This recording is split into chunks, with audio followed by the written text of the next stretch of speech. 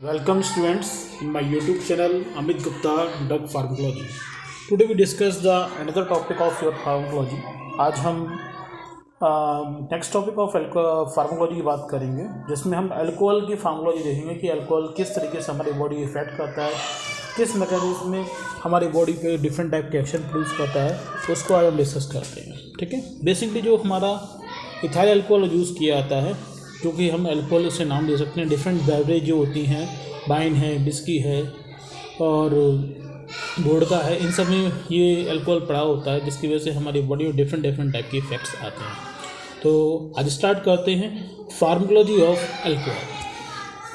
देखिए, अल्कोहल की बात करें तो अल्कोहल जो कंज्यूम किया जा रहा है वो आपका दिन के दिन डे बाई डे हमारी ऑल कंट्री में, ऑल वर्ल्ड में कंजप्शन जो अल्कोहल का है वो आपका अनदर कंट्री में बढ़ता जा रहा है। और बेसिकली ये जो मेडिकल यूज़ के लिए इतना यूज़ नहीं किया जाता, जबकि जो अगर हम डाइट की बात करें, पीने की बात करें, ड्रिंकिंग जो अल्कोहल हो रहा है वो प्लेजरेबल इफेक्ट है, स्ट्रेस रिलीविंग के लिए, ब्लिसफुल इफेक्ट के लिए डिफरेंट टाइप की बेवरेज के हेल्प के रूप में हम इसे ड्रिंक करते हैं। ठीक है, अब बात करते हैं इथाइल अल्कोहल के लिए। तो इथाइल अल्कोहल है क्या? द इथाइल अल्कोहल में जो मेन कंटेंट जो होता है वो अल्कोहल बेवरेज में this is the main content. Ethyl alcohol जो है वो मेन कंटेंट है, जितने भी अल्कोहलिक बेवरेज होते हैं, जिसमें आपका डिफरेंट टाइप की वाइन्स हो सकती हैं और आपका वाइन के अलावा आपका बियर हो सकता है, वोडका है, रम है, ये सब बेवरेज होते हैं, जिसमें मेन कंटेंट क्या होता है, इथाइल अल्कोहल का होता है या एथेनॉल का होता है, जिसकी वजह से हमारी बॉडी पे डिफरेंट टाइप के इफेक्ट पड़ते हैं, जो कि ऑब्टेन होता है फर्मेंटेशन प्रोसेस ऑफ शुगर से। ईस्ट के थ्रू शुगर से फर्मेंटेशन किया जाता है, जिसके थ्रू अल्कोहल जो प्रोड्यूस होता है अल्कोहल या एथेनॉल, और उसको हम डिफरेंट बेवरेज में यूज़ करते हैं। और ये अल्कोहल कंटेंट जो होता है वेरियस बेवरेज में डिफरेंट टाइप का होता है। ये 4 से लेकर 55% के बीच में इसका वॉल्यूम हो सकता है। और जो स्ट्रॉन्ग प्रिपरेशंस होती है अल्कोहल की, वो इसे हम स्प्रिट्स कहते हैं। और बियर में इसका कंसनट्रेशन लगभग 4 से 6% होता है। उसके वजह से कंसनट्रेशन वाइन में ज़्यादा होता है, वाइन ज़्यादा, रम में ज़्यादा होता है, रम से ज़्यादा वोडका में ज़्यादा होता है। इस तरह से कंटेंट उसमें अल्कोहल का बढ़ता चला जाता है। अब बात करते हैं इसके फार्माकोलॉजी इफेक्ट क्या क्या हो सकते हैं। पहले बात करते हैं टॉपिकल। अगर इसको हम अल्कोहल को टॉपिकली अप्लाई करते हैं तो कूलिंग और रिफ्रेशिंग इफेक्ट प्रोड्यूस होता है, जो कि हमारी बॉडी का टेम्परेचर कम कर देता है। अगर बॉडी का टेम्परेचर बहुत ज़्यादा है, फीवर जैसी कंडीशन है, तो अल्कोहल को हल्का सा रुमाल में या किसी पट्टी में लगाकर माथे पर रखने पर क्या होगा, उसके फॉरहेड पर रखने पर क्या होगा, उसका बॉडी टेम्परेचर को कम किया जा सकता है। और हायर कंसंट्रेशन जो अल्कोहल होता है वो डीनेचर कर देता है प्रोटीन के लिए बाई द डिहाइड्रेशंस। तो इसलिए जो डीनेचर प्रोटीन का हो रहा है, इसलिए इसे ऐसे एस्ट्रीजेंट्स और जर्मी सडल जैसे भी यूज़ किया जाता है। और अल्कोहल की जो कंसंट्रेशन 70% जब अल्कोहल कंसंट्रेशन रहती है, तो उस कंसंट्रेशन में ये अल्कोहल है एक तरह से एंटीसेप्टिक का काम करता है। जो हमारे वेजिटेटिव फॉर्म ऑफ ऑर्गेनिज्म होते हैं, जो लिविंग ऑर्गेनिज्म होते हैं, चाहे वो आपके स्पोर्स भी क्यों नहीं हो बैक्टीरिया के, उनको भी ये किल कर देता है। इसलिए जो आप आजकल आप हैंड सैनिटाइजर यूज़ करते हैं, उसमें बेसिकली क्या होता है, इथाइल अल्कोहल होता है। इथाइल अल्कोहल जो कि 70% कंसंट्रेशंस में प्रेजेंट रहता है, जो कि एक तरह से एक आपका जर्मिसाइडल और डिफरेंट टाइप के एंटीसेप्टिक का काम करता है। नेक्स्ट बात करते हैं गैस्ट्रो इंटेस्टाइनल इफेक्ट, यानी जीआईटी पे आपको क्या इफेक्ट पड़ेगा अल्कोहल की वजह से। तो अल्कोहल बेसिकली आपका इरिटेशन एक्शन प्रोड्यूस करता है गैस्ट्रिक म्यूकोसा में, और इरिटेशन की वजह से क्या होता है कि हमारा गैस्ट्रिक जूस ज़्यादा रिलीज होता है, हमारा गैस्ट्रिक जूस सलाइवा भी ज़्यादा रिलीज होता है, गैस्ट्रिक जूस ज़्यादा रिलीज होता है, जिससे हमें भूख ज़्यादा लगती है। और 50 ml ऑफ 7 to 10% अल्कोहल जो अगर हम लें तो हमारे गैस्ट्रिक सिक्रेशन को बढ़ा देता है, जिसकी वजह से क्या होती है, जो हिस्टामिन और गैस्ट्रिन का रिलीज ये बढ़ा देते हैं, जिसकी वजह से गैस्ट्रिन हार्मोन का लेवल बढ़ेगा, तो आपका ऑटोमेटिक गैस्ट्रिक सिक्रेशंस यानी कि गैस्ट्रिक जो एंजाइम्स होते हैं वो भी बढ़ जाते हैं। ठीक है, तो यानी कि अगर हम अल्कोहल 50 ml अल्कोहल जो कि 7 से 10% कंसंट्रेशन में है, उसको अगर हम लेते हैं तो वो हमारी भूख को बढ़ाएगा और हमारे डिफरेंट टाइप के डाइजेस्टिव एंजाइम्स को बढ़ाएगा। इसलिए आपने देखा वो जो ठंडे इलाके होते हैं, जो बर्फ़ में इलाके रहते हैं, जो उनके क्या होता है, उनका गैस्ट्रिक एंजाइम्स या डाइजेस्टिव जूस होते हैं वो आसानी से रिलीज़ नहीं होते हैं, जिसकी वजह से जो भी फूड खाते हैं वो ढंग से डाइजेस्ट नहीं हो पाता। इसलिए जो ठंडे इलाके में रहते हैं उनको लिए थोड़ा क्वांटिटी में अल्कोहल बहुत ज़रूरी होता है। अल्कोहल की हेल्प से क्या होता है, उनके एपेटाइजर इफेक्ट आता है, गैस्ट्रिक ज़्यादा भी होता है, डाइजेशन अच्छा होता है। जैसे आपने देखा होगा सुना भी होगा कि जो हमारे आर्मी लोग होते हैं, जो ग्लेशियर में ड्यूटी कर रहे हैं, हमारी फौजी लोग, आर्मी ड्यूटीज़ जो ग्लेशियर में होती है, उनको ज़रूर थोड़ा सा अल्कोहल ज़रूर लेते हैं उस टाइम, क्योंकि वो जो फूड खा रहे हैं उसको डाइजेस्ट करने के लिए एंजाइम का भी बहुत ज़रूरी है। और एंजाइम्स उन ठंडे इलाकों में या ठंडे वेदर में कम से कम रिलीज होते हैं, तो इसलिए उन्हें अल्कोहल लेना पड़ता है, जिससे हिस्टामिन और गैस्ट्रिक एंजाइम स्टिमुलेट हो जाते हैं, और जिसकी वजह से हायर अमाउंट में गैस्ट्रिक जो रिलीज होता है और जो हमारा फूड आसानी से डाइजेस्ट हो पाता है।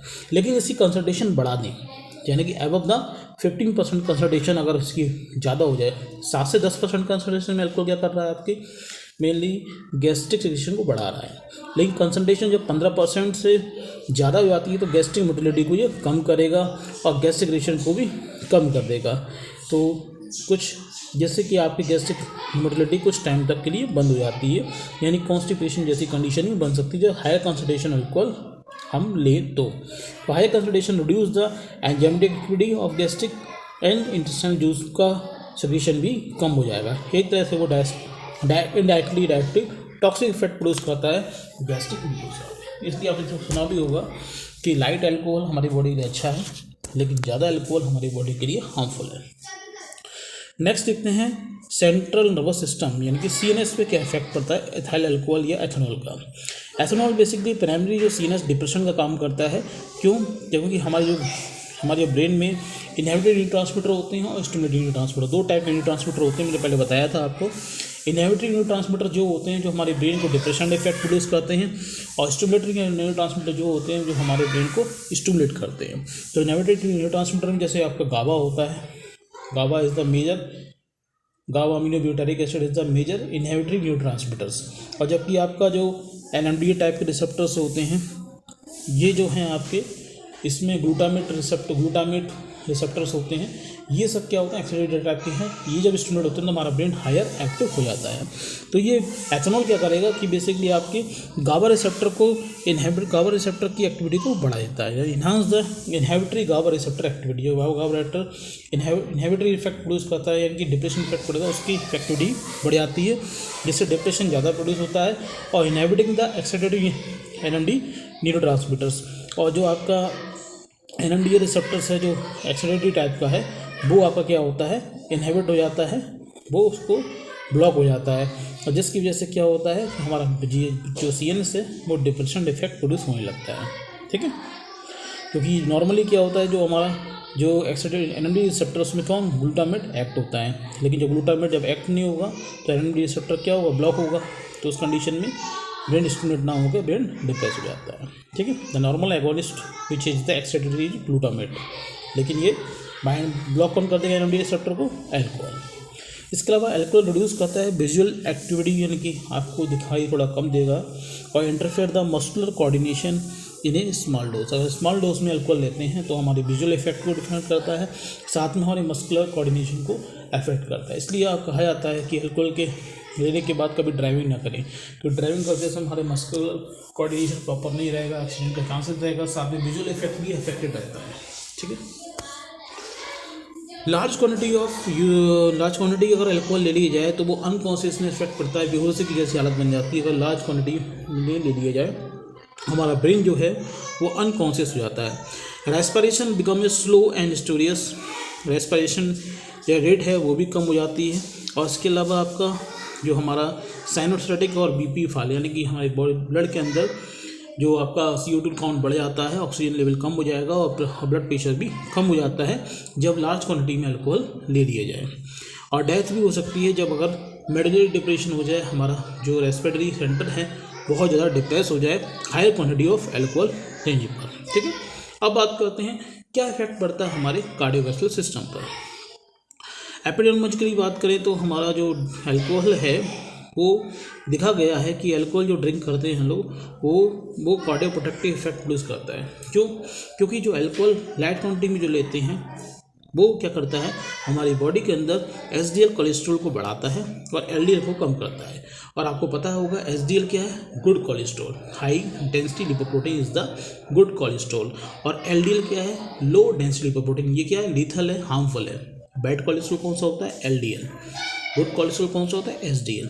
तो एसडीएल को इफेक्ट को बढ़ा कौन रहा है, alcohol, light quantity of alcohol, ठीक है, ये बढ़ाता है और साथ में प्लेटलेट एक्टिवेशन को भी इनहिबिट करता है, जिससे ब्लड का क्लॉट कहीं बन नहीं पाएगा और ब्लड का क्लॉट नहीं बनेगा तो भी कार्डियोवास्कुलर जो डिसीज़ हैं उनके चांसेस भी कम रहेंगे। इसलिए रेगुलर स्मॉल अमाउंट में अगर एल्कोहल का कोई ड्रिंकिंग करता है स्मॉल अमाउंट में बट रेगुलर, तो ISD मतलब क्या होता है, इस्चेमिक हार्ट डिसीज़ के चांसेस होंगे वो थोड़े से कम हो जाते हैं, रिस्क थोड़ी सी क्या होती है, रिड्यूस हो जाती है। अब बात करते हैं लिवर पे क्या इफेक्ट पड़ता है। जो एथेनॉल है वो आपका डोज रिलेटेड फैटोक्सिटी प्रोड्यूस करता है। अगर ज़्यादा क्वांटिटी में अगर अल्कोहल लेंगे तो क्या होगा, इम्पेयर्ड, कम डोज ले रहे हैं कोई ज़्यादा इफेक्ट नहीं है, लेकिन ज़्यादा डोज लेने में क्या होगा, हेपेटोक्सिटी जनरेट होगी। कैसे टॉक्सिटी जनरेट होती है, इम्पेयर्ड ग्लूकोनियोजेनेसिस, यानी कि जो आपका ग्लूकोज का जो बनना है वो इम्पेयर्ड हो जाएगा। डिफरेंट टाइप के अमीनो एसिड से ग्लूकोज जो बनता है उसे ग्लूकोनियोजेनेसिस प्रोसेस कहते हैं। ग्लाइकोजन डिप्लीटेशन हो गया, ग्लाइकोजन का स्टोरेज नहीं हो पाएगा। Reduce the synthesis of albumin and transferrin protein जो होती है वो सिंथेसिस नहीं हो पाती है। इसके अलावा फैटी एसिड का ऑक्सीडेशन भी कम हो जाएगा, जिससे फैटी लीवर के चांसेस बन जाएंगे। और इसके अलावा increase the synthesis of BLDL, जो BLDL है जो हार्मफुल कोलेस्ट्रॉल है उसकी सिंथेसिस बढ़ जाती है और हाइपरग्लाइसीमिया जैसी कंडीशन बन जाएगी।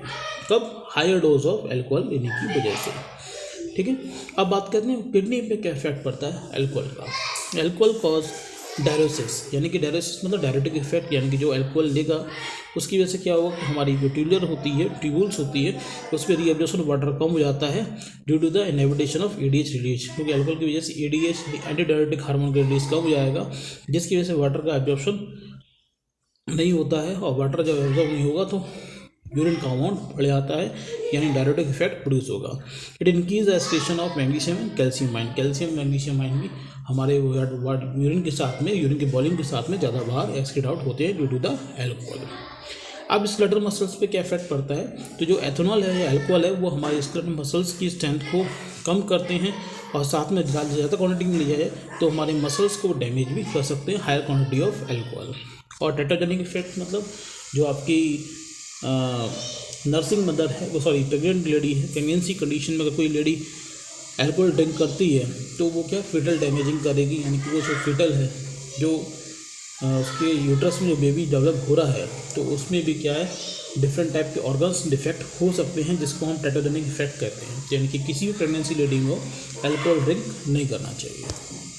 अब आते हैं therapeutic use of ethyl alcohol, यानी कि जो अल्कोहल के थेरेपेटिक जो हमारे यूज़फुल कहाँ हो सकता है। तो पहला क्या है, सिम्टमिक ट्रीटमेंट ऑफ फीवर। मैंने बताया था आपको हायर फीवर है तो अल्कोहल को थोड़ा सा किसी भी बैंडेज में या फिर रूमाल में भिगोकर अगर उसके फॉरहेड पर रखते हैं तो हम हायर फीवर को थोड़ा रिड्यूस कर सकते हैं, क्योंकि कूलिंग इफेक्ट देता है हमारी स्किन पर।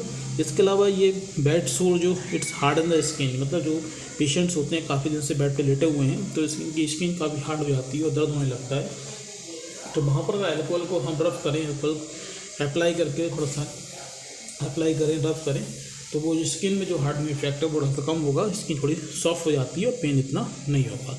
इसके अलावा एंटीसेप्टिक जैसे यूज़ किया जाता है, 70% अल्कोहल को हम एंटीसेप्टिक यानी जो हम हैंड सैनिटाइजर यूज़ करते हैं ऐसे एंटीसेप्टिक यूज़ करते हैं। एपेटाइजर भी यूज़ किया जाता है बट कितना 10% अल्कोहल अगर हम दें तो ऐसे हमारी भूख को बढ़ाने का काम करेगा, लेकिन लिमिटेड क्वान्टिटी में। और मिथाइल अल्कोहल की पॉइजनिंग में भी एथाइल अल्कोहल यूज़ किया जाता है, ठीक है। तो ये सब यूज़ हुए, तो ये कंप्लीट हुआ आज आपका अल्कोहल के बारे में, ठीक है। तो नेक्स्ट वीडियो मिलेंगे नेक्स्ट टॉपिक के साथ में, ठीक है। और आपको वीडियो पसंद आया हो तो ज़रूर लाइक कीजिएगा, और आपको कोई क्वेश्चन हो तो कमेंट बॉक्स जरूर कीजिएगा। और आपने अब तक मेरे चैनल को सब्सक्राइब नहीं किया है तो रेड कलर का जो सब्सक्राइब बटन है वो ज़रूर दबाइएगा, और इसको अगर वीडियो अच्छा लगा हो तो ज़रूर शेयर कीजिएगा, जिसको यूज़फुल हो उसे ज़रूर शेयर कीजिएगा, ठीक है। नेक्स्ट वीडियो मिलते हैं नेक्स्ट टॉपिक के साथ में, तब तक के लिए थैंक यू।